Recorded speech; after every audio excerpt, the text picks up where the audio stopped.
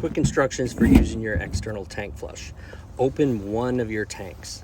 Black, gray, doesn't matter. Just one tank.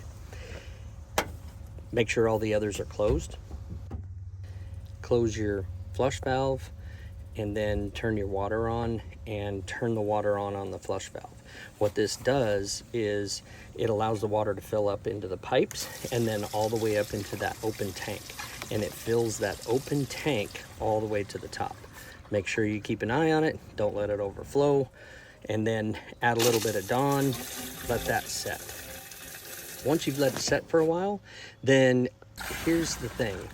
It loosens everything up that's inside of there, and when you pull that drain, everything that's in there that's loosened up will come out of the drain. And you'll see, once you do pull that, at the end of this, when it's done draining, it's pretty darn clean. That's it. Quick, easy way to fill and flush your black tank.